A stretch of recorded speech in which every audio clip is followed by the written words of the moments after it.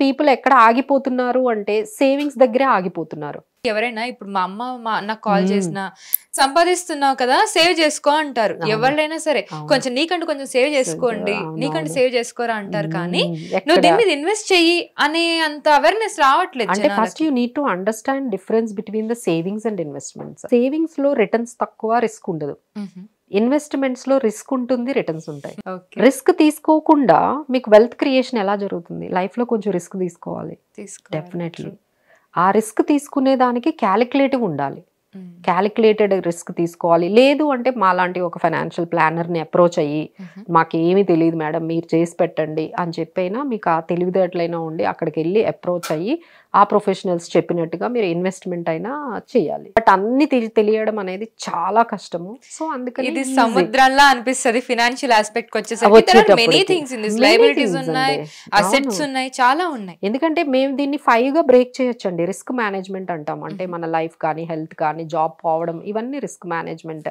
ఆ తర్వాత ఇన్వెస్ట్మెంట్స్ అంటారు. అంటే గోల్స్, మీరు మీ పిల్లల కోసమో లేకపోతే మీ రిటైర్మెంట్ కోసమో. ఆ తర్వాత ట్యాక్స్ ప్లానింగ్ కూడా ఇంపార్టెంట్, అది చేసుకోవాలి. ఆ తర్వాత మనము రిటైర్మెంట్ ప్లానింగ్ చేసుకోవాలి. So many aspects will be there.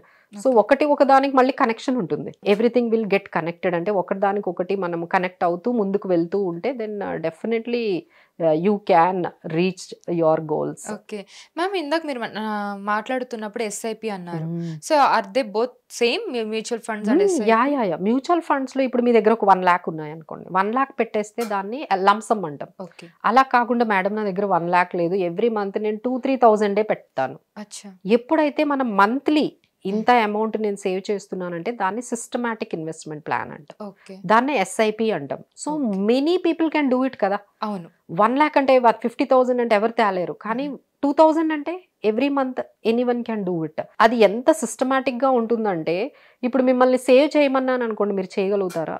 ఏదో ఒకటి మీరు చెయ్యలేరు. కానీ శాలరీ పడగానే సెకండ్ డేనే ఆ 2,000 వెళ్ళిపోతే అదొక బర్డన్ లో కూడా అనిపించదు.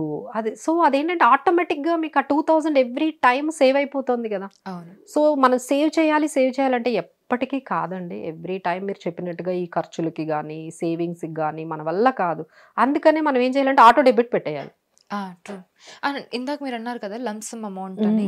సో ఈ ఎస్ఐపి బెటరా, లంసమ్ అమౌంట్ ఇన్వెస్ట్ చేయడం బెటరా? అంటే ఎస్ఐపిఏ బెటర్ ఎక్కువ అని చెప్తామండి. ఎందుకంటే మనం ఒకేసారి ఇప్పుడు మార్కెట్స్ ఉన్నాయి, హైలో ఉన్నాయి అనుకోండి, మీరు ఒకేసారి లంసం పెడితే అది కొంచెం తగ్గిపోతుంది. అదే ఎస్ఐపి అంటే ఎవ్రీ మంత్ పెడతారు కదా. ఎవ్రీ మంత్ పెట్టేటప్పుడు ఏమవుతుందంటే మార్కెట్స్లో ఎంత అప్స్ అండ్ డౌన్స్ వచ్చినా మీకు ఆన్ అండ్ యావరేజ్ మంచి రిటర్న్స్ వస్తాయి.